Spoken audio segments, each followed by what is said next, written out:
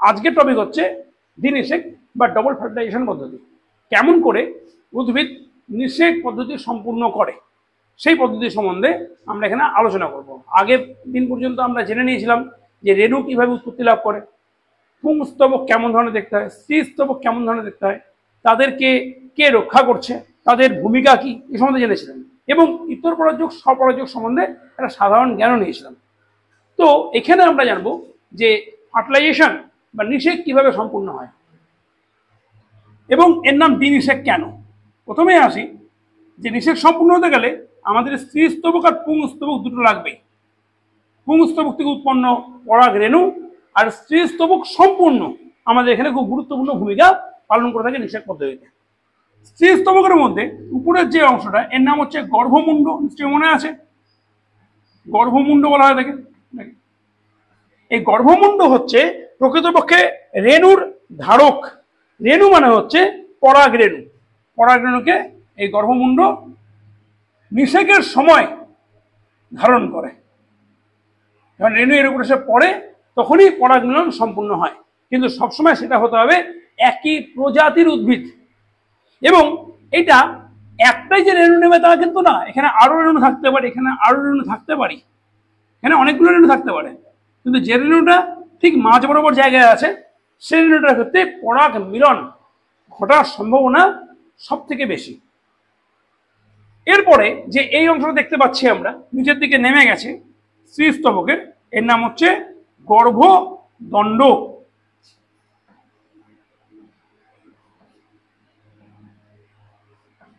গর্ভদণ্ড বেশ খানিকটা পথ অতিক্রম করার পরে একদম নিচের দিকে স্ফীত যে অংশটা গঠন করে তার নাম হলো গর্ভাশয় বা ডিম্বাশয়।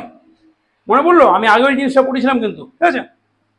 এর নাম গর্ভাশয়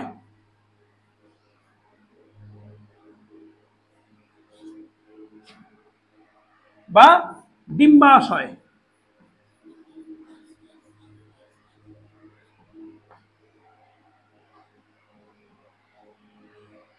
গর্ভাশয় বা ডিম্বাশয়ের ভিতরে থাকে হচ্ছে একটা আবৃত অংশ, যাকে আমরা বলছি ডিম্বাণু আবরক। ডিম্বাণুকে যা আবৃত করে রেখেছে, ডিম্বাণু আবরক। ডিম্বাণু এই গর্ভাশয় বা ডিম্বাশয়ের সব থেকে গুরুত্বপূর্ণ অংশ, কেননা একে ঘিরে রাখাই হচ্ছে এখানকার প্রধান কাজ। এই যে আমি এখানে এরকম করে ট্যানা ব্যাগা করে এবং মোটা করে যে জিনিসটা আঁকছি সেটা হচ্ছে এই ডিম্বাণুকে ঘিরে রাখা যে দ্বিস্তরীভূত আবরণী, সে আবরণী যে ডিম্বাণুকে ঘিরে রয়েছে। এবং ডিম্বাণুর দুপাশে এখানে আর এখানে, ঠিক আছে, এই দুটো জায়গায় অবস্থান করছে দুটো বিশেষ কোষ, যাকে আমরা বলছি সহকারী কোষ, ঠিক আছে? এবার এই ডিম্বাণুকে যে আবৃত করে রেখেছে পুরোটা যে দ্বিস্তরীভূত অংশ, তার উপরের দিকে এইখানে একটা ছোট্ট দেখে গ্যাপ দেখতে পাওয়া যায় বা ফাঁক দেখতে পাওয়া যায়, ঠিক আছে? যেখান দিয়ে এই পরাগ যে রেণুটা পড়েছে তার পরাগ নালী ভিতরে প্রবেশ করবে।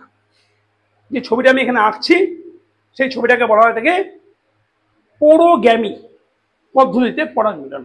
এছাড়া আরো দুটো পদ্ধতি হয়, চালাজোগামী, মেসোগামী। এ সম্বন্ধে আমরা পরে জানবো, একটু পরেই জানতে পারি ওই জিনিসটা। আগে পোরোগ্যামিটা সম্বন্ধে জানি। তো এটা হচ্ছে ডিম্বাণু,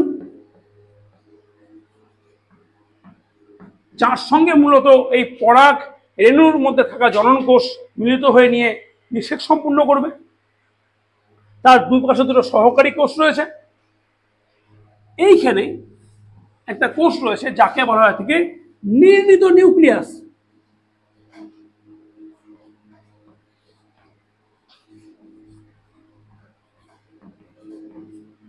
আর তার নিচে এখানে তিনখানা কোষ রয়েছে যাকে বলা হয় থেকে প্রতিপাদ কোষ সমষ্টি।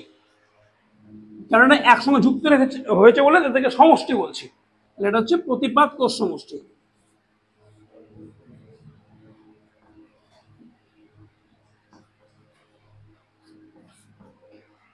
ঠিক আছে, এবার এই পরাগরেণু এখানে প্রতিস্থাপিত হওয়ার পরে পরাগরেণুর ক্রম পরিণতি মনে আছে কেমন করে? পরাগরেণুর ভিতরে থাকা সেই বড় থেকে কোষ ঘরটি বড় হতে শুরু করলো এবং এখান থেকে তৈরি হলো টিউব নিউক্লিয়াস। মনে পড়লো গঠনটা? তাহলে এই টিউব নিউক্লিয়াস ধীরে ধীরে লম্বা হতে হতে একদম সেই গর্ভাশয় পর্যন্ত বিস্তার লাভ করে এবং সামনের দিকে এগাতে থাকে সেই টিউব নিউক্লিয়াসটা, আর পিছনে থাকে হচ্ছে একটা ছোট্ট থেকে জনন কোষ। আস্তে আস্তে এইখানে পৌঁছাতে পৌঁছাতে টিউব নিউক্লিয়াস ভেঙে গিয়ে দুটো টিউব নিউক্লিয়াসে পরিণত হয় এবং দ্বিনিষেকের ক্ষেত্রে জনন কোষও ভেঙে গিয়ে দুটো আলাদা আলাদা জনন কোষ তৈরি করে। এটা হচ্ছে দুটি টিউব নিউক্লিয়াস,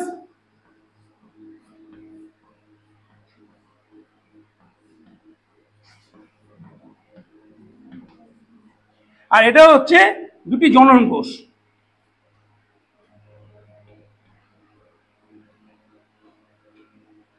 যাদের প্রত্যেকে হচ্ছে হ্যাপ্লয়েড প্রকৃতির। জনন কোষ প্রত্যেকে হ্যাপ্লয়েড প্রকৃতির, এন সংখ্যক হয়ে থাকে ক্রোমোজোম। প্রত্যেকটা জীব ভিত্তিতে ক্রোমোজোম সংখ্যা ভিন্ন ভিন্ন হতে পারে, কারো 14টা, কারো 16টা, কারো 46টা, মানুষের যেমন 46টা। ঠিক আছে, এই ধরনের ক্রোমোজোম সংখ্যা চেঞ্জ হতে পারে। তো এন দিয়ে আমরা কি বুঝাই? সেট নাম্বারকে বোঝাই। আর total set number of a chromosome কে এন দিয়ে চিহ্নিত করা হয়ে থাকে। এবার এইখানে নিচে আস্তে আস্তে যখন একদম এই পরাগ নালীটা এখানে চলে এসছে, সেই অবস্থায় এই যে টিউব নিউক্লিয়াস দুটো আছে এরা সহকারী নিউক্লিয়াসের সঙ্গে বা সহকারী কোষের সঙ্গে কেমিক্যাল রিঅ্যাক্ট করে নিয়ে এরা দুজন নষ্ট হয়ে যায়, অর্থাৎ রাস্তা ফাঁকা করে দেয়। তার জন্য ফাঁকা করছে রাস্তাটাকে, যাতে জনন নিউক্লিয়াস অনায়াসে ভিতরে প্রবেশ করতে পারে, রাস্তাটা ফাঁকা করে দেয় এবং সহকারী কোষ দুটো বিনষ্ট হয়ে যায়, একদম নষ্ট হয়ে যায়। জনন নিউক্লিয়াসের মধ্যে একটা জনন নিউক্লিয়াস সরাসরি এসে নিয়ে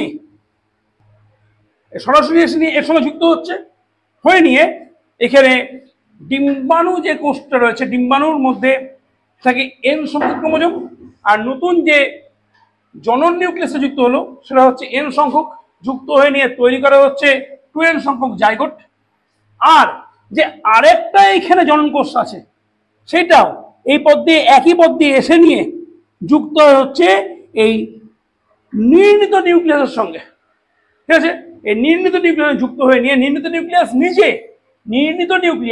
নিজে হচ্ছে 2n প্রকৃতির, হচ্ছে নিজে 2n প্রকৃতির। তাহলে নির্ণীত নিউক্লিয়াস হচ্ছে 2n প্রকৃতির, আর এর সঙ্গে জনন নিউক্লিয়াস যুক্ত হচ্ছে n প্রকৃতির, তৈরি করে 3n প্রকৃতির শস্য নিউক্লিয়াস।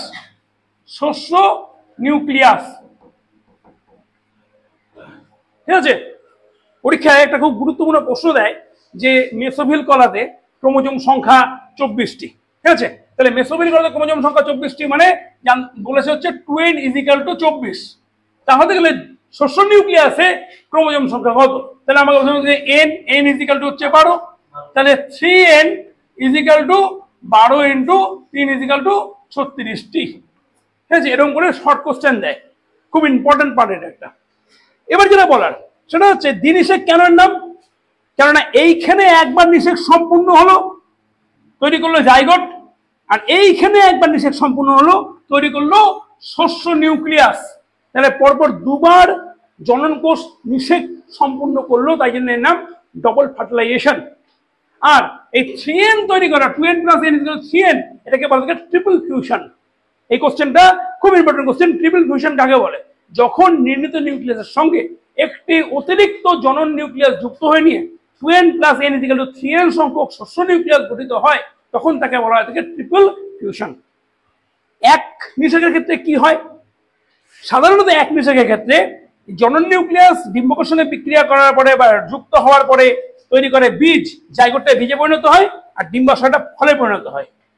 আর দ্বিনিষেকের ক্ষেত্রে কি হয়ে থাকে? শস্য নিউক্লিয়াস তৈরি হয়। এই শস্য নিউক্লিয়াসে পরবর্তীকালে আমরা বীজ হিসাবে, খাদ্য হিসাবে গ্রহণ করি, যেমন ধান, গম, ভুট্টা এই সমস্ত উদ্ভিদের ক্ষেত্রে সাধারণত দিনশেক দেখতে পাওয়া যায়। গুরুত্বপূর্ণ কথা, একবীজপত্রী উদ্ভিদ দ্বিনিষেক সম্পূর্ণ করে, দ্বিবীজপত্রী উদ্ভিদ এক নিষেক সম্পূর্ণ করে থাকে। এক নিষেকে আমরা ফল ও বীজ পাই, দ্বিনিষেকে আমরা সবসময় পাই হচ্ছে শস্য। বোঝা গেছে? এই পর্যন্ত পড়া।